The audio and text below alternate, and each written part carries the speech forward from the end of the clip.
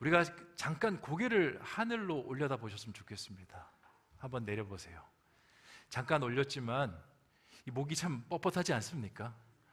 저 왜 그럴까 생각해 봤습니다. 왜 그럴까? 그건요, 우리가 이 땅만 보고 살아가기 때문에 그런 것 같습니다. 분명히 하늘이 있는데 하늘이 잘 보이지 않습니다. 근데 하늘을 보면 훨씬 더 넓은 세계가 보입니다. 오늘 그것에 대해서 같이 말씀의 은혜를 나누고자 합니다. 우리가 살아가는 인생을 사람들은 종종 길에 비유합니다. 길은요, 다양한 풍경들이 있습니다. 어떤 길은 앞이 탁 튀어서 고속도로처럼 그렇게 훨훨 날아가는 길이 있습니다. 또 어떤 길은요, 굽이 치는 일들이 참 많아서 미러와 같이 복잡한 길이 있습니다. 또 어떤 길은 정말 올라가기에 너무 힘들고 거친 숨이 턱끝까지 차오르는 그런 오르막길이 있습니다. 또 때로는요, 내리막도 있습니다. 가슴이 철렁하는 내리막. 조금이라도 삐끗하면 떨어질 것만 같은 그런 내리막이 있습니다. 우리가 살아가는 인생의 여러 가지 단면들을 보여줍니다. 그 인생의 모습 속에서 가장 우리에게 절망적이고 힘든 길이 있다라면요, 그건 막다른 길일 것 같습니다. 앞으로 나아가고 싶어도 나아갈 수 없고, 좌우를 보아도 좌우의 길을 찾을 수 없는 그런 상황. 사람은 누구나 낭망하고요, 쓰러집니다. 그런데 안타깝게도 많은 사람들이 이 세상을 살아가면서 지금 이 순간에도 막다른 길을 마주하며 살아갑니다. 얼마 전에 뉴스를 봤습니다. 어떤 한 50대, 60대 되시는 분이요, 자영업을 시작하십니다. 이제 회사를 퇴직하고 제2의 인생으로 퇴직금, 노후자금 다 끌어모아서 자영업을 시작했습니다. 부푼 꿈을 가지고 시작했습니다. 그런데 가게를 오픈하자마자 팬데믹이 터지고요, 그리고 국제 유가가 올라가는 일들이 벌어집니다. 금리가 오릅니다. 돈을 투자했지만 여러 부분에 있어서 빚으로 또 일을 감당했습니다. 그러다 보니까 그 빚을 갚기에 허덕입니다. 그리고 사람들의 주머니 사정도 안 좋아지니까 매출이 급락합니다. 어떻게 이 가게를 유지할까? 사람들이 제일 먼저 하는 건요, 인건비부터 절감하는 겁니다. 일하던 사람들 내보내고 내가 2배, 3배 몸을 갈아 넣습니다. 그런데 해결이 안 됩니다. 몸과 마음이 만신창이가 됩니다. 임대료도 못 내고 공과금도 못 내고 폐업을 하자니 폐업도 감당이 안 되고 사방에 길이 없는 것 같은 막다른 길을 마주합니다. 그런 장년들만 막다른 길을 맞이할까요? 아니요, 청년들도 마찬가지입니다. 취업이 되지 않습니다. 취업을 하려고 구직 활동을 오랫동안 벌입니다. 그런데 한 군데도 불러주는 회사가 없습니다. 이력서를 뿌린 지가 수십 통이고요, 면접을 본 곳이 수곳입니다.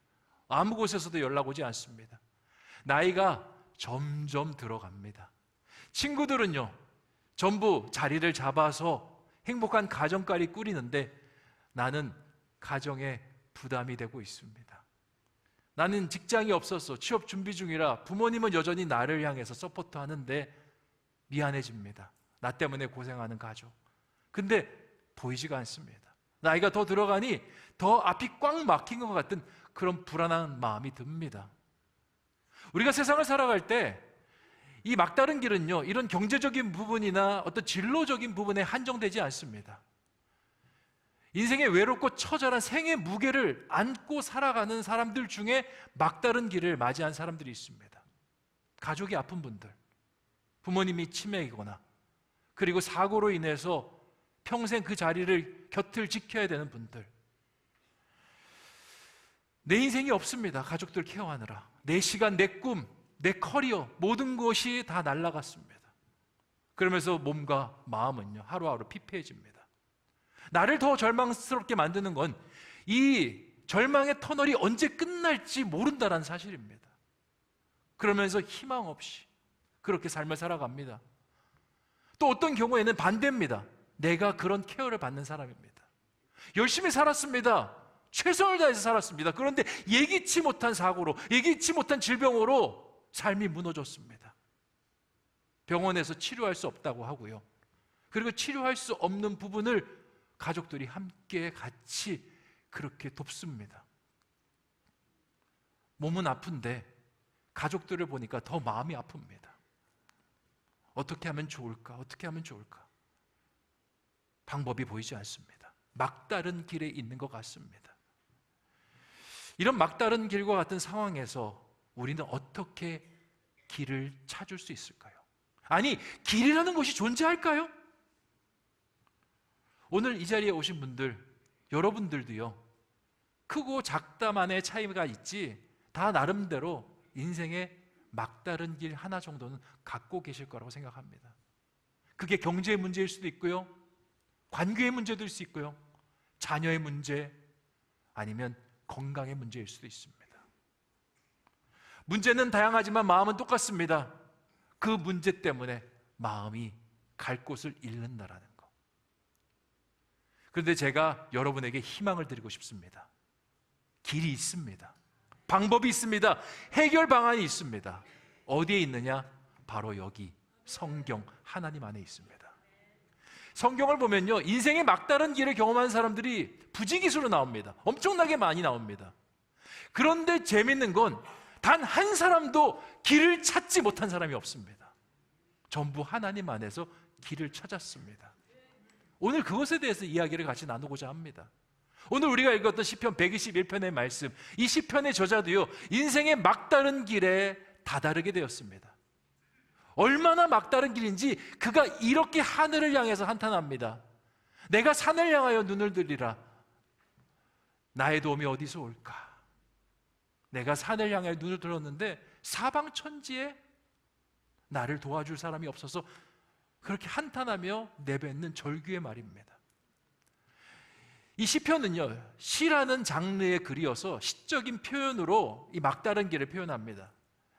이 시편 저자가 맞닥뜨린 막다른 길은요, 산이라고 표현되어 있는데 사방이 우겨쌈을 당하는 산입니다. 잘 가고 있었습니다. 그런데 갑자기 문제라는 거대한 산이 앞을 턱 가로막습니다. 어쩌면 좋지? 좌우에 빠져나갈 길을 찾습니다. 그런데 보이지가 않습니다. 틈이 보이지 않습니다. 다시 뒤로 가려고 하니까 지금까지 달려온 세월, 노력들이 있어서 돌아갈 수가 없습니다. 진퇴양난. 그러면서 시간이 지납니다. 산에 어둠이 깔립니다. 어쩌면 좋을까? 땅바닥에 털썩 주저앉습니다. 땅바닥에 털썩 주저앉는데요, 이 상황이 꼭 나쁜 상황만은 아닙니다. 왜냐? 이 사람이 그렇습니다. 땅바닥에 털썩 주저앉으면요, 사람의 허리가 뒤로 휙 하고 젖혀집니다. 그러면 평소에 보지 못했던 곳을 보는 그런 일이 벌어집니다. 어딥니까? 아까 우리가 해봤잖아요. 항상 땅을 보고 살다가 갑자기 허리가 뒤로 젖혀지면 하늘을 봅니다. 하늘을 보니까요, 사방이 다 막혔는데 뚫린 곳 한 곳이 보입니다. 거기가 어딜까요? 하늘이 보입니다. 내 인생은 다 막힌 것 같은데 저 하늘은 왜 이렇게 저 뻥 뚫려 있는지, 그리고는 어떤 사람들이 이야기했던 것이 기억이 납니다. 저 하늘에는 뭔가 초자연적인 존재가 있는데 우리가 구하면 도와줄 것이라고. 그래서 이 시편의 저자가요, 그 하늘의 존재를 의지합니다. 사람이 그렇지 않습니까? 하나님 안 믿어도요, 예수님 안 믿어도요, 정말 다급한 상황이 되면 하나님 도와주세요, 그렇게 이야기한다랍니다. 예전에 어떤 이야기를 들었는데 진짜인지 아닌지 모르겠어요. 스님도요, 다급하니까 하나님! 그렇게 이야기한다라고 전설처럼 들은 적이 있는 것 같습니다. 사람이 그렇습니다. 막다른 길, 다급한 길을 만나면요, 하나님 부르짖습니다. 하나님, 당신이 살아계신지 아닌지는 난 모르겠습니다. 그런데 살아계시다면 나 좀 건져주세요. 당신이 존재하신다면 나의 이 자녀의 문제, 건강의 문제, 이 재정의 문제를 좀 만져주시옵소서. 이렇게 부르짖습니다. 시편의 저자도 부르짖었습니다. 도와주세요. 계시다면 만져주세요. 손을 내밀었는데 그 하나님께서 손을 맞잡아 주십니다. 도와주십니다. 문제 속에서 함께하여 주시고 길을 찾도록 인도하여 주십니다. 그래서 고백하는 말씀이 2절 말씀입니다. 같이 한번 읽어보겠습니다. 시작. 나의 도움은 천지를 지으신 여호와에게서로다. 아멘. 산을 향하여 눈을 들었는데 도움의 손길이 보이지 않습니다. 그 좌절 때문에 하늘을 봤더니 하늘의 하나님께서 나의 인생을 도와주셨다라고 고백하면서 이 시를 짓고 있는 겁니다. 우리가 교회를 바라볼 때요, 교회 안에서 바라보는 시선과 교회 밖에서 바라보는 시선이 다릅니다. 교회 밖에서 우리 교회를 바라볼 때 어떤 시선으로 바라보냐면, 교회에 도대체 뭐 좋은 것이 있다고 그렇게 교회 다니는 사람들은 희락락일까 그렇게 바라봅니다. 아니 뭐가 좋다고 주일도 모여, 수요일도 모여, 금요일도 모여. 아이고 그렇게 모여서 시끄러워 죽겠어. 그리고 세상이 얼마나 힘든데 모여가지고 그렇게 하하호호 얄미워 죽겠어. 그리고요, 그냥 자기들끼리 믿으면 되는데 왜 굳이 지나가는 나한테 예수님 믿자고 그렇게 귀찮게 하는 것일까? 여러분, 교회 다니시는 분들이 희락락하고 그렇게 평안한 표정, 행복한 표정 짓는 거, 그들의 삶 속에 좋은 일이 많아서, 행복한 일이 많아서 그 표정 짓는 거 아닙니다. 여러분, 우리 성도님들의 삶, 한 사람 한 사람 삶을 들여다보면요, 얼마나 눈물이 많은지 몰라요. 얼마나 아픔이 많은지 모릅니다. 말 못할 그 상처를 안고 살아가시는 분들이 얼마나 많은지 몰라요. 근데 그분들이 왜 웃는지 아십니까? 하나님 만나서 웃고 있는 겁니다. 제가 예전에 한 권사님과 대신방이라는 것을 같이 한 적이 있습니다. 대신방이 뭐냐? 제가 교회를 안 다니시는 분들에게 좀 설명을 드리겠습니다.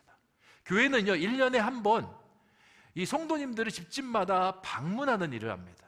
방문해서 말씀도 전하고 기도도 해드리는 사역을 합니다. 근데 그걸 크게 한다고 해서 대신방입니다. 한 코로나 전에는요, 대신방을 하면 한 300가정 정도 가정들을 방문합니다. 지금은 많이 줄었거든요. 그렇게 방문해서 이제 이야기도 듣고 하는데, 목회자 혼자 방문하지 않습니다. 신방 권사님이라고 해서 이 권사님들이 함께 따라다닙니다. 그때 그 권사님이 저와 신방 권사님으로 함께 하셨습니다. 근데 이 권사님은요, 아픔을 가지고 있는 권사님이셨습니다. 자녀가 장애를 갖고 태어났습니다. 이 자녀는요, 부모의 돌봄 없이는 살아갈 수가 없습니다. 아이를 학교 보내놓고, 장애 학교 보내놓고 오전 시간에 신방을 따라다닙니다. 300가정을 따라다닌 다음에 저한테 하셨던 말씀이 아직도 저의 귀에 생생하게 기억이 납니다. 목사님, 제가 신방하기 전에는요, 제가 제 인생에서, 저희가 우리 교회에서 제일 불행한 사람인 줄 알았습니다. 왜냐하면 예배드리는 사람들이 다 그렇게 어떻게 기쁨에 차 있습니까? 어떻게 손을 들면서 그렇게 행복 속에서 표정 지으며 찬양할 수 있습니까? 그래서 저는 때로는 화났습니다. 하나님, 왜 하필 저는 이 기쁨 못 누리게 하십니까? 저는 왜 이렇게 항상 힘들게 삶을 살아가야 됩니까? 하나님 너무 밉습니다. 그렇게 사셨다라는 거예요. 근데 300가정을 신방하고 나니까, 목사님, 이 300가정 중에 마음속에 아픔을 갖지 않은 가정이 없는 걸 알았습니다. 다들 말을 안 하고 있을 뿐이지 하나씩 말 못할 상처, 풀리지 않는 문제를 다 안고 사는 걸 제가 보게 되었습니다. 그래서 제가 그 권사님에게 이런 말을 전했습니다. 그렇죠, 권사님. 그래서 우리는요, 주님이 필요합니다. 하나님께서 우리 혼자 세상 살아가지 않도록 놔두시고 하나님과 같이 살아가도록 그렇게 하셨습니다. 주님께서 뭐라고 말씀하셨습니까? 수고하고 무거운 짐진 자들아, 다 내게로 오라. 우리가 살아가는 세상의 모습이요, 주님 보시기에 수고하고 무거운 짐진 것 같습니다. 그래서 혼자 지고 가지 마, 내게로 오라 라고 말씀하시는 겁니다. 우리 하나님은요, 참 특별한 분입니다. 눈에 안 보이세요. 교회 다니시는 분들도요, 본 적이 없습니다. 우리들도요, 봤다고 하면 좀 이상하게 여깁니다. 주님 봤어? 좀 거리를 좀 둬야겠는데? 만진 적도 없습니다. 그런데 이상한 건 믿으면요, 마음에 평안이 찾아옵니다. 상황은 그대로인데 주님 생각하면요, 마음에 뭔가 이 막다른 길에서 길이 있을 것 같은 마음이 들고요, 그리고 그 믿음으로, 기대감으로 끝나는 것이 아니라 반드시 길을 찾는 역사로 그렇게 삶이 이끌어지십니다. 그래서 우리는 주님을 믿는 것이고요. 시편 121편의 저자는 이렇게 이야기합니다. 나의 도움이 천지를 지으신 여호와에게서로다. 성경을 보면요, 이런 사람들이 숱하게 등장하는데 그 중에 대표적인 사람이 있습니다. 다윗. 교회를 안 다니신 분도 다윗은 압니다. 다윗과 골리앗. 근데 다윗은요, 두 가지 별명이 있습니다. 이스라엘에서 가장 위대한 왕이라는 별명도 있고요, 왕 중에 가장 험악한 세월을 보낸 사람이라는 별명도 있습니다.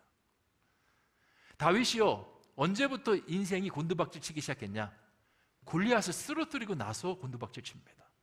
우리는 골리앗을 쓰러뜨리고 나서 이 사람이 뭔가 잘 될 거라고 생각을 하죠. 아니요, 골리앗을 쓰러뜨리고 난 다음에 사람들이 다윗을 찬양합니다. 근데 뭐라고 찬양하냐? 사울은 천천히요, 다윗은 만만히로다. 당시 왕은 사울 왕이었습니다. 다윗은 사울의 부하였고 장군이었습니다. 근데 이렇게 사람들이 찬양하니 누구의 심기를 건드립니까? 사울의 심기를. 감히 이 왕 사울보다 다윗이 만만이라고? 그리고 다윗을 죽여야겠다라고 생각합니다. 죽이기 위해서 쫓아다닙니다. 혈안이 됩니다. 다윗이 광야로 숨으면요, 광야로 쫓아가고 굴 속으로 숨으면 굴을 샅샅이 뒤지면서 그렇게 쫓아갑니다. 장장 10년가량 그렇게 쫓아다닙니다. 다윗은요, 하루도 다리 뻗고 잘 그런 날이 없습니다. 결국 쫓기다가 10년 만에 결단합니다. 내가 더 이상 이 이스라엘에서 못 살겠다. 저 블레셋으로 내가 망명을 해야겠다. 적국입니다. 망명을 신청합니다. 근데 블레셋에서요, 이 다윗을 받아주지 않습니다. 왜냐? 블레셋은 골리앗의 고향입니다. 아니, 우리 장군 골리앗을 쓰러뜨린 그 다윗 영웅이 이 전향하겠다니 뭔가 의심이 가는 겁니다. 아, 이 사람 진짜 전향하는 거야? 스파이 아니야? 그래서 블레셋 왕이 다윗을 주목해서 다윗이 조금이라도 허튼 짓을 벌이면 칼로 그를 죽이겠다라고 작심하고 찾아옵니다. 다윗이 이 소식을 듣습니다. 그래서 하는 짓이 뭐냐? 미친 척을 합니다. 옷을 풀어헤치고요, 침을 질질 흘리면서 성경에 나오는 이야기입니다. 사람들이요, 욕합니다. 아유, 저 영웅 다윗이 어쩌다가 저리 됐노? 저 영웅이란 사람이, 저 멀쩡한 사람이 어떻게 저러다가 저 지경이 됐노? 세상 사는 거 몰라? 다윗의 귀에 들리게 그렇게 이야기합니다. 혀를 차고요, 비웃고요, 깔깔거리고요, 손가락질하고요. 밀리고 밀려서 망명까지 왔습니다. 근데 그 막다른 길 속에 사람들에게 손가락질 받고 있습니다. 여러분이라면 어떻겠습니까? 사업이 완전히 망했는데, 길이 보이지 않는데 사람들이 손가락질합니다. 질병 때문에 자녀가 너무 아파서 온 가족이 거기 매달리고 있는데 사람들이 손가락질합니다. 마음이 무너져 내리고요, 하염없이 눈물만 쏟아질 겁니다. 어쩌면요, 생의 소망도 끊어버릴 수 있습니다. 그런데 그 순간에 다윗은 하나님 붙잡습니다. 원래 붙잡았는데 더 간절히 붙잡습니다. 왜냐? 전에는요, 붙잡지만 뭔가 선택지가 있습니다. 아, 광야가 안 되면 굴로 도망가면 되지. 굴이 안 되면 블레셋으로 도망가면 되지. 선택지가 있는데 지금은 막다른 길입니다. 선택지가 없습니다. 그러니까 하나님만 봅니다. 전보다 더 또렷하게 봅니다. 그 하나님이 다윗을 만나 주십니다. 다윗아, 괜찮을 거야. 두려워하지 마. 지금까지 10년 동안 네가 살아남은 거 누구 덕분에 살아남았어? 나 덕분에 살아남았어. 네 힘 아니야. 내가 지금까지 도와줬는데 지금 내가 너를 버리랴? 도와줄게. 본국으로 돌아옵니다. 이스라엘로. 상황 아무것도 바뀐 거 없습니다. 근데 마음에 두려움이 없습니다. 겁이 사라집니다. 사울, 죽이려면 죽여봐. 하나님은 나를 털끝 하나 건드리지 못하게 할 거야.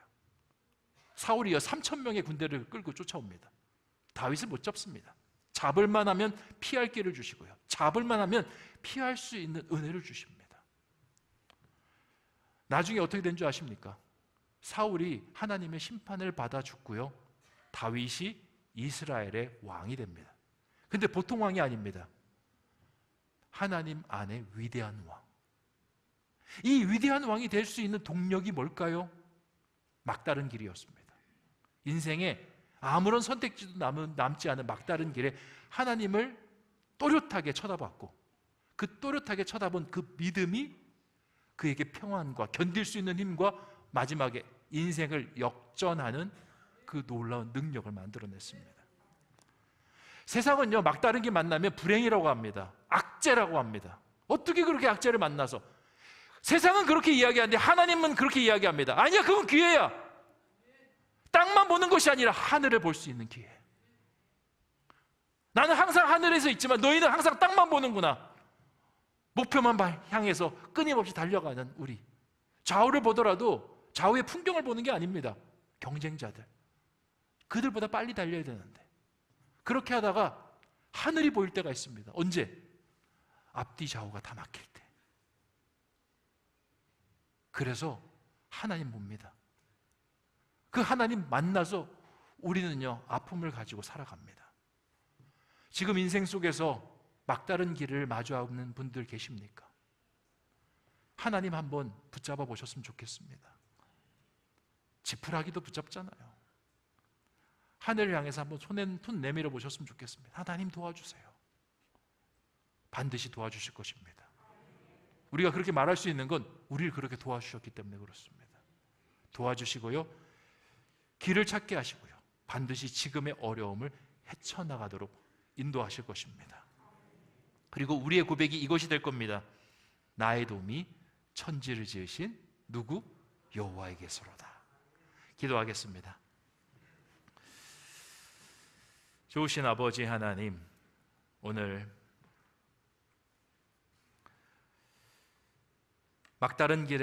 인생의 막다른 길에 마주하였을 때 소망과 희망을 얻은 시편 121편의 저자의 이야기를 같이 살펴보았습니다.